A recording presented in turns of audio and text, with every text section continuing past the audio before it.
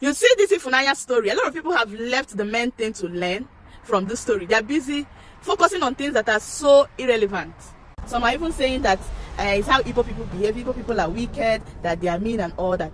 As if there are no wicked people from every tribe. Yeah, it all depends on you, your person, your personality, your family you're coming from, and how you are raised.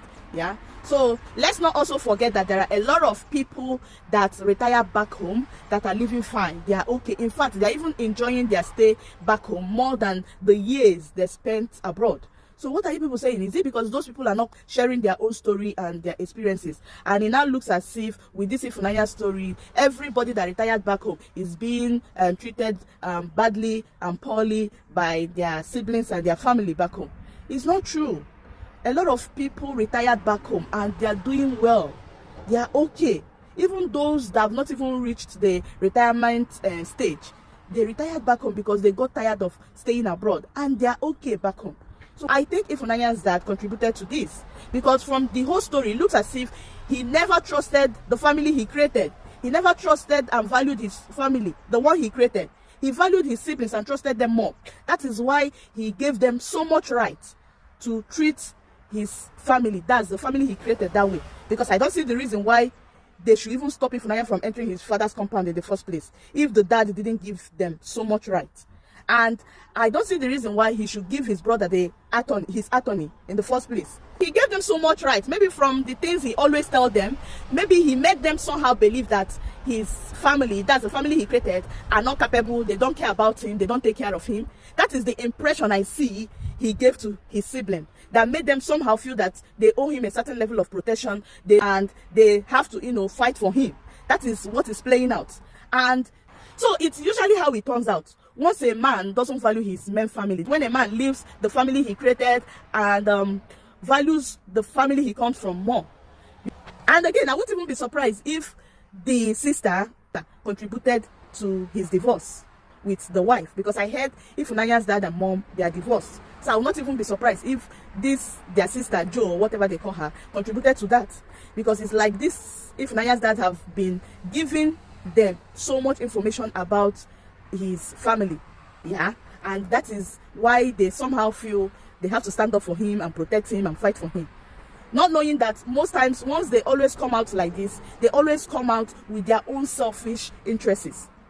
So from this whole thing, for me, I think Ifunanya's dad is to be blamed, because another thing that even marveled me is how he still went ahead to sign the documents his brother brought to him in the hospital after Ifunanya brought him back to America.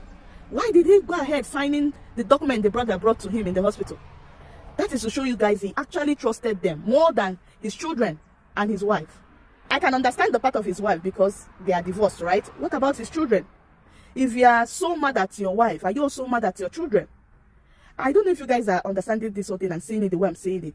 So I urge you people out there that are following this story not to go about making drastic decisions that will hurt you because of this story. Mind you, their story and your own, they are not the same. Before you make that drastic decision that will affect you and keep you regretting tomorrow, understand that their situation and yours are not the same. Their family and your own are not the same. So make you use your head. Just learn from this story and try applying the wisdom and the things you've learned into your own life. But don't go about, because of this story, you start seeing your family or your siblings as evil and all that. It doesn't make any sense. You should know better. You should know the family you're coming from, know your siblings and, everybody around you better. So just apply wisdom. As a man, make sure you carry your family along. Because to be honest with you, the only people that have your best interests at heart is your wife and your children. So if you're doing anything, make sure you carry them along. Treat your spouses right and carry them along in everything, so that things like this will not be happening.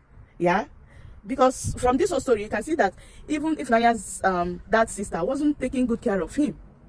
But believe you me, if it was to be the wife that is actually staying with this man, the wife will take very good care of him. The children will take very good care of him. They will not lock him up like that. But it's so sad that most times a lot of men don't get to understand these things. They don't get to see these things. They always see their wives as their enemy, which is not supposed to be so. Your wife, your children, they are your main priority. You should learn to trust them. then if you don't trust them, that means the problem might be from you, because there is something you're not doing right. But if you carry them along and try your best to be a better and a good husband, believe you me, all these kinds of things will not be coming up in the first place. Yeah. Anyway, I rest my case, my people. What do you all think? This is what I really think and feel. I think Ifunanya's dad is to be blamed in all this. He gave them so much right, and that's the truth. They are simply acting based on the things he must have told them and the right he have given them. So you don't have to blame them completely. That is what I see and what I understood from this whole thing. So guys, let me know what you all think at the comment section.